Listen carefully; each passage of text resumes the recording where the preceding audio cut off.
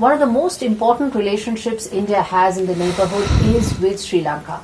To talk more about it, the roadmap and what lies ahead in terms of the India-Sri Lanka relationship, I have with me Leader of Opposition in Sri Lanka, Mr. Sajith Premadasa, who's here in India to talk more about this. Sir, thank you so much for speaking to NDTV. Very happy to be with you. Sir, my first question to you is that, you've been here on a very important visit to India. You've met key stakeholders. The primary visit objective, if one were to put it out, what would that be? Those 1, 2, 3 key areas in terms of priorities that you would look at for this India visit? If I am to put it in a very succinct manner, the objective of this visit is to strengthen the bilateral relationship, ensure that our relationship progresses and results in prosperity for both our countries and for our people. In that context, we hope to promote productive, constructive, authentic cooperation that accrues benefits to both our countries and to both our peoples. Speaking of cooperation, speaking of engagement, I think that is something that India has really stepped up in the last couple of years. We spoke about it as well in the past, that India has been a very important enabler as far as Sri Lankan economy, Sri Lankan society is concerned. What do you think should be the next areas that you would want India to probably focus more on in terms of building and strengthening this relationship? India has a very crucial role to play in Sri Lanka's recovery process. We have undergone triple tragedies in recent times: the Easter Sunday terrorist attack, the COVID health disaster, and economic bankruptcy. These 3 events resulted in Sri Lanka's people going through immense suffering and distress. We are extremely grateful to His Excellency Shri Modi, the Government of India and the people of India, who have supported Sri Lanka, being the single largest supporter, to the tune of $4.2 billion US. We are extremely grateful. We much appreciate the support given. But Sri Lanka needs cooperation in investment, business promotion, more development, to ensure that we come out of this situation of economic distress. Economic distress that has resulted in approximately 40 to 50% of our society suffering from a variety of poverties: income poverty, consumption poverty, investment poverty, savings poverty, and so on and so forth. So Sri Lanka is determined to overcome all obstacles and challenges, but it would be most helpful if the Indo-Sri Lanka relationship results in better cooperation, so that Sri Lanka is able to fast track its growth program. Because 2028 is the decision day, the so-called decision year.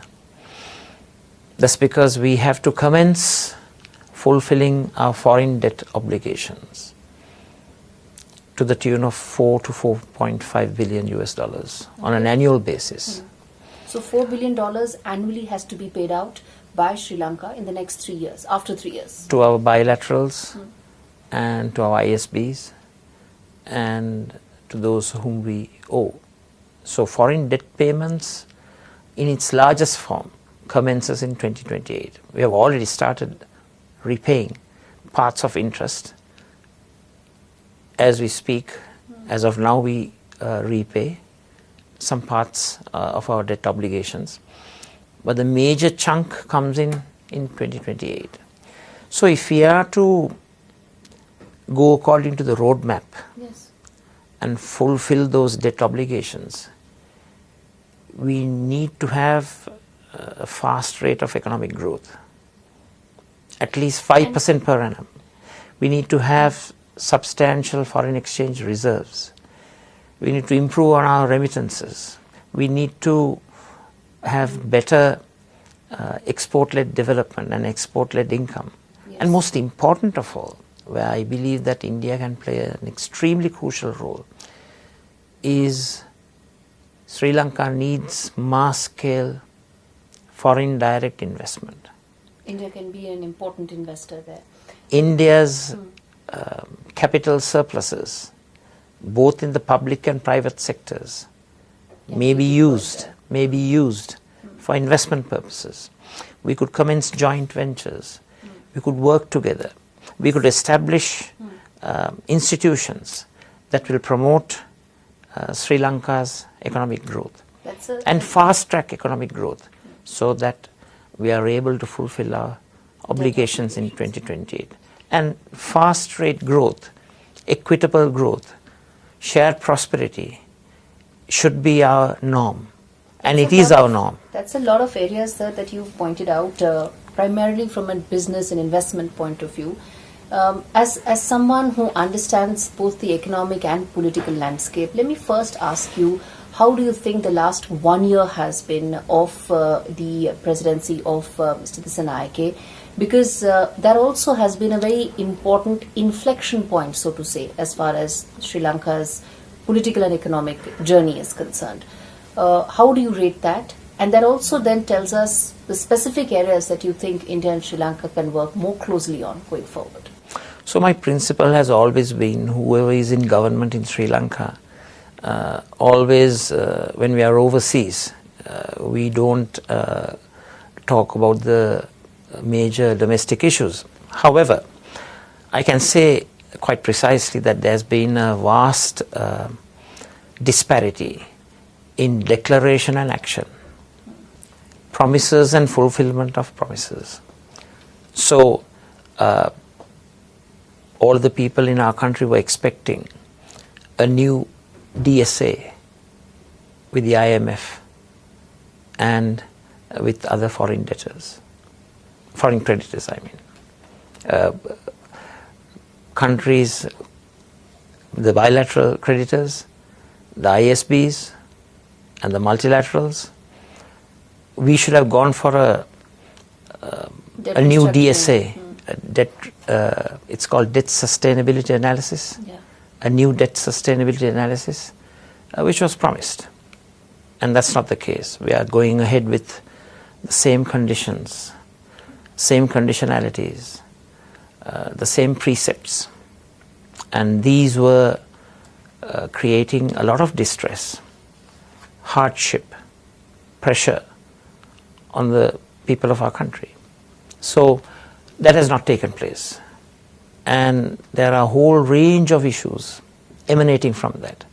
Electricity prices, consumer prices, a variety of price formulas that have been formulated in a manner that is detrimental to the common man and woman in the streets.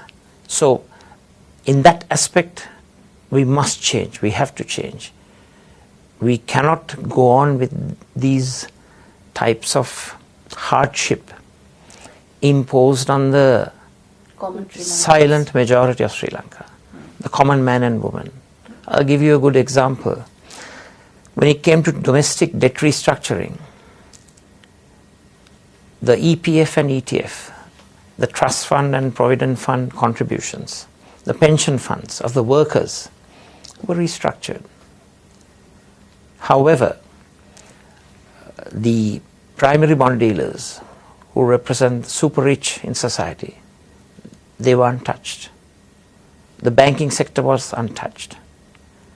Now, if we are to take a hit in restructuring, whole of society has to bear the burden. If anything, the super rich in our society has to bear a greater burden rather than the common man and woman on the streets of our country. So this is where we differ in terms of how we move forward. I think the poverty levels, very high and extreme poverty levels that exist, they themselves act as a hindrance to economic growth. Poverty, be it savings poverty, consumption poverty, production poverty, investment poverty, in all its facets, it's a misallocation of resources. So anyone who has an iota of knowledge of economics would know that when you have a misallocation of resources, when your resources are not properly utilized, you are not on the production possibility curve. You are not realizing your fullest potential. That potential has to be achieved if we are to face up to the challenges that we face in terms of paying off our debts. That's a very important point you make, sir, which brings me to ask, as far as the India-Sri Lanka relationship is concerned, last month the Prime Minister was also here, and you are here now talking to key stakeholders. Essentially, the idea is that New Delhi and Colombo can work to probably not just ensure that Sri Lanka recovers, but also thrives, moves on, and at a much faster pace. But apart from that, as this happens, one also needs to keep in mind the geopolitical changes that are taking place around us, the growing presence of China in the entire region. And many in New Delhi, many in India have been concerned about that. As the leader of opposition, sir, what would be your thoughts to address the concerns that people in Delhi have regarding China's presence? Well, India need not have any doubts about Sri Lanka. We are ready to work very close with your country. In fact, I would go on to say that Sri Lanka has a special relationship with India, something akin to the Reagan and the Thatcher years in the UK-US relationship. So, Indo-Sri Lanka relationship is very important. It's a special relationship. It has a great history, our cultural past, and so many relationships have been established that our futures are inextricably linked. Sri Lanka can gain a lot through trade, access to the Indian market of over 1.4 billion.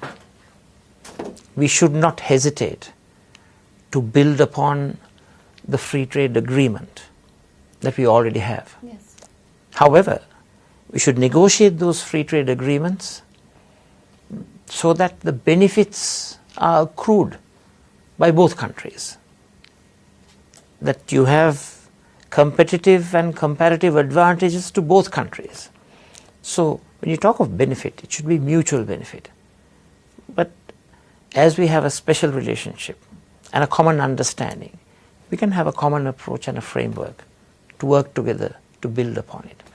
So, I think the most important aspect is geopolitics by definition in modern days.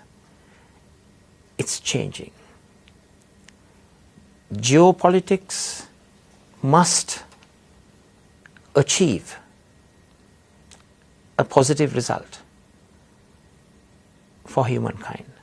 And that result is not conflict, is not war, is not attrition, it is peace. Peace is a basic element in promoting prosperity and growth. So we would like, as a country, to act as a middle person in building peace, in ensuring that suspicions that have existed between all of these great powers are mitigated and resolved through discussion.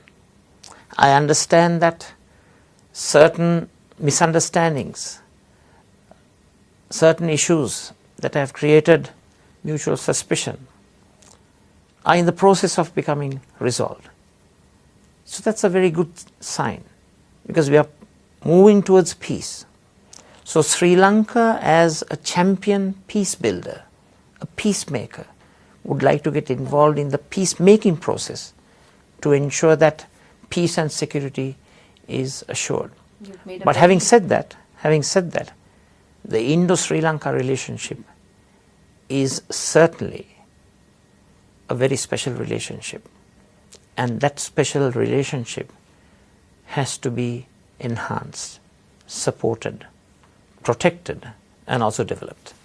You've made some very important points, sir. One being that Sri Lanka can act as building peace when it comes to great powers. Here we are talking about India, China. And as we talk about long-term strategic aspects, one issue I want to sort of bring up also is, which is the immediate aspect, and also a very lingering sort of an issue which continues to fester between India and Sri Lanka, which is the fishermen issue. Even as we speak today, this is the second such instance of fishermen being arrested in the last 1 month.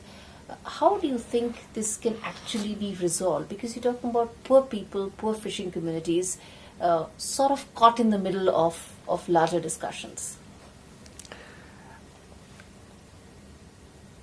The mechanisms that exist to provide a sustainable, permanent solution to this particular problem are presently very weak. So we need to have a more concise and precise framework to address this dispute.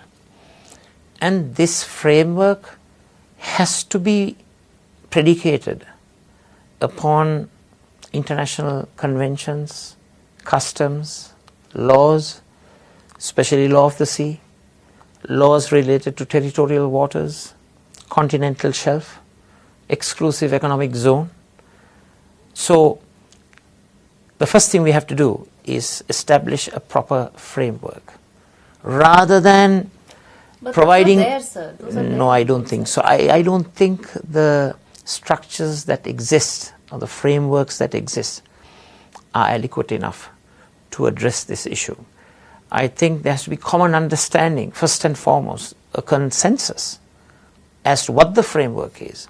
And the framework has to be built on international law, because these are laws, conventions and customs that are agreed upon by many nation states in the global community. So once these institutional structures and frameworks are established, we need to disseminate it to the various stakeholders, demarcate the boundaries beyond which it is inoperable. And we also have to ensure that fishing as an industry, you cannot condone unregulated, illegal, unreported fishing. Now that's an internationally accepted norm. We cannot move away from those norms. Okay. So the solution that I would propose is to start anew, establish a proper, cohesive and precise framework to address the problem. Okay, hopefully that will be soon, because this is like a lingering issue that keeps coming up at all levels. I'm going to leave it there, sir. Thank you so much for speaking to me, speaking to NDTV, and it's always a pleasure to have you speak to us, sir. Thank you so much.